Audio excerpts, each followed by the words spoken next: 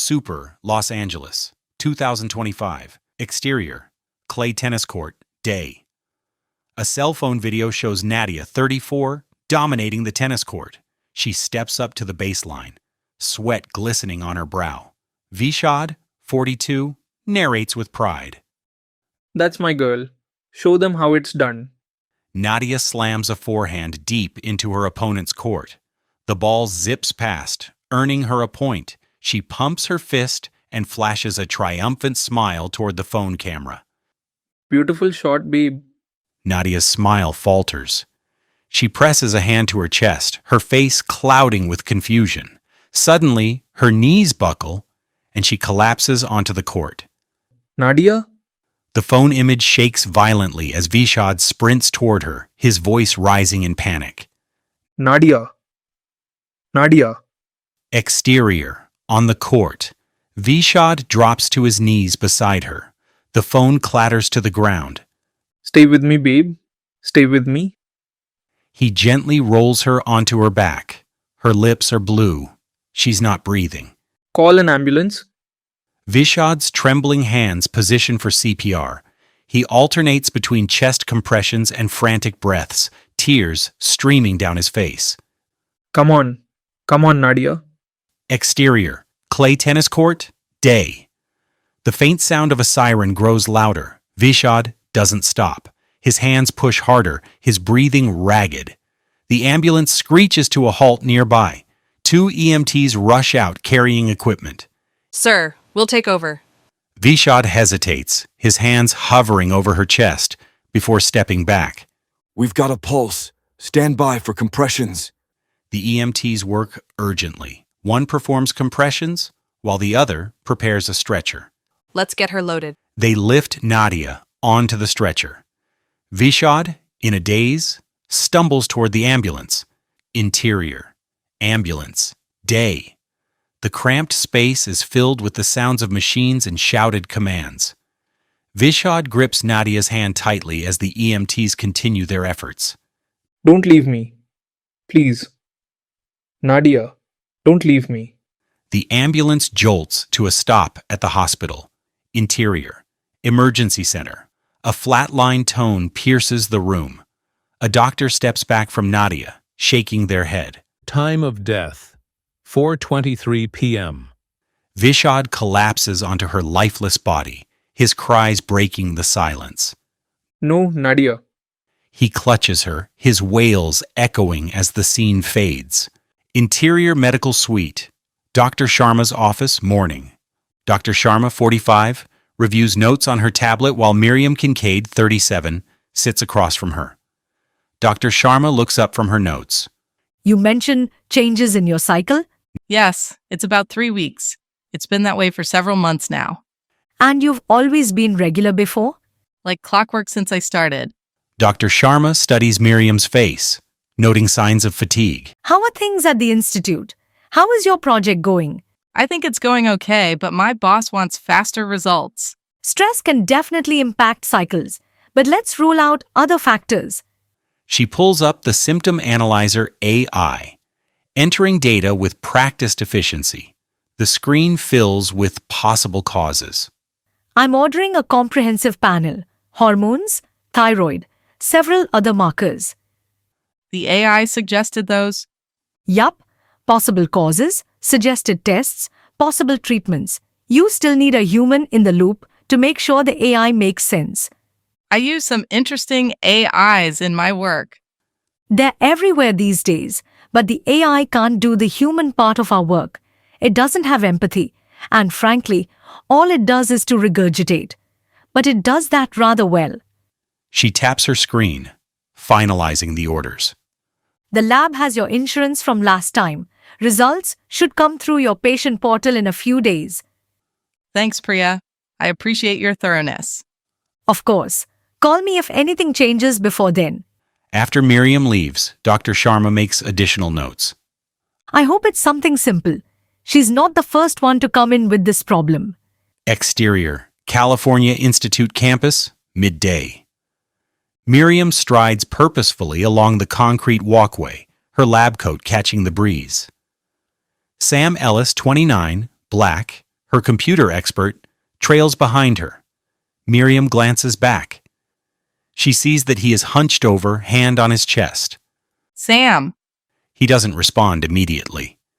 Miriam rushes back to him. Sam! What's wrong? Sam is breathing heavily. Just need a minute? How long has this been happening? Few weeks. Getting worse. Used to be just after running. But now. Miriam cuts him off. Chest pain? And tired. So tired. Can't seem to shake it. This can't wait. We need to get you to the urgent care center. I have a meeting with Dr. Chen about the new quantum calculations. That won't matter if you have a heart attack. I call him when we get you taken care of. She takes his elbow. He doesn't resist her help. She speaks soothingly. We'll figure this out, Sam. Urgent Care Center, midday.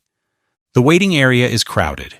All the chairs are filled, and there are a dozen people standing who are waiting to be seen.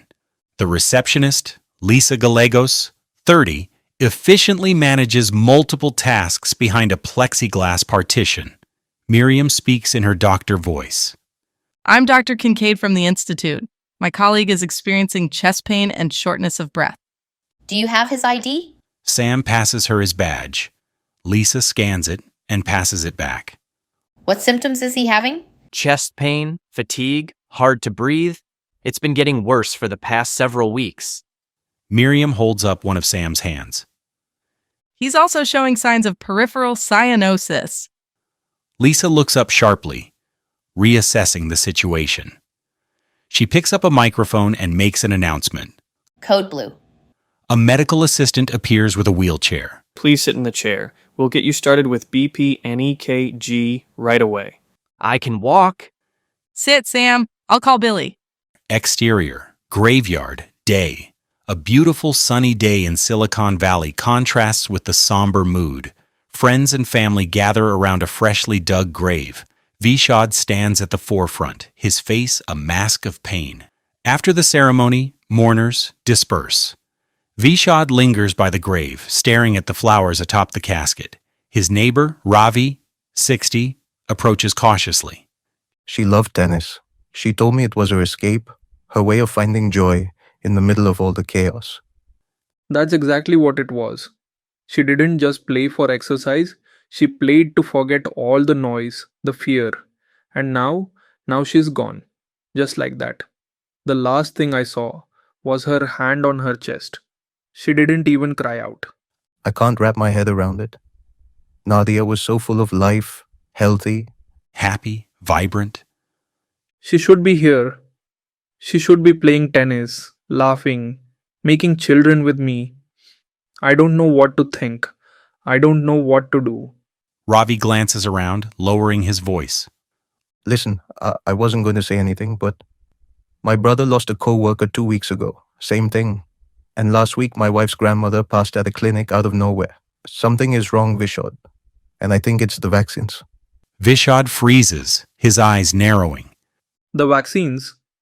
I had a friend who dropped dead, and I knew he had just been vaccinated. Too many people are just dying suddenly. It doesn't feel right. Vishad stares at the grave, his jaw tightening. I need to know. I have to know. Ravi grips his shoulder, their shared grief giving way to quiet resolve. After a moment, a well-dressed man, Anjay, 50, approaches with measured steps. Vishad? Vishad turns, blinking back tears.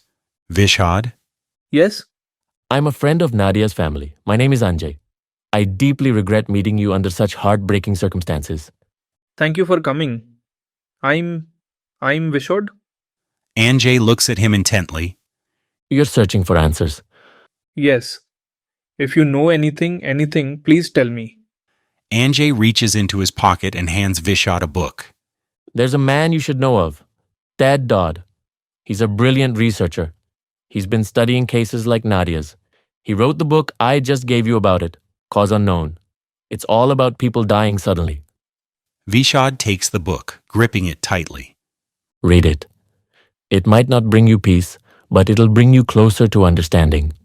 Anjay clasps Vishad's arm, then steps back, allowing him space. Vishad stands frozen, staring at the book cover. the weight of the moment settling over him. Interior, prestigious law office, HR department, day. The office is sleek and corporate, its polished glass walls reflecting a cold professionalism. Jenny Montoya, 30s, steps into the HR office. The HR administrator, 40s, sits behind a pristine desk, a folder open in front of her. Jenny takes a seat, her expression wary but firm. Jenny, thank you for coming in. I assume you know why we're having this meeting. I have a pretty good idea. We need proof of vaccination. As you know, it's a company policy now, required for all employees. Required to keep my job, you mean? It's about ensuring the safety of our staff. We want everyone here to feel secure. If this was about safety, we wouldn't be mandating an experimental vaccine. We're not here to debate policy, Jenny. My job is to enforce the company's rules, not question them. Of course, it's easier to follow orders than think critically. Let's keep this professional. Do you have proof of vaccination or not? I do not. Then I'm afraid we have no choice. Your employment will be terminated, effective close of business tomorrow.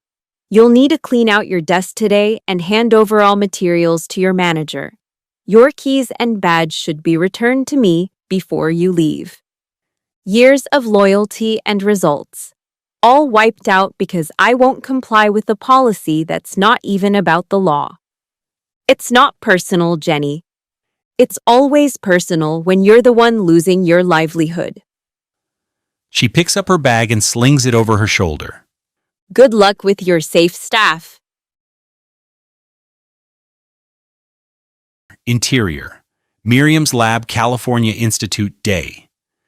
Miriam enters quickly, lab coat flowing behind her. Multiple screens display protein folding simulations and other scientific data.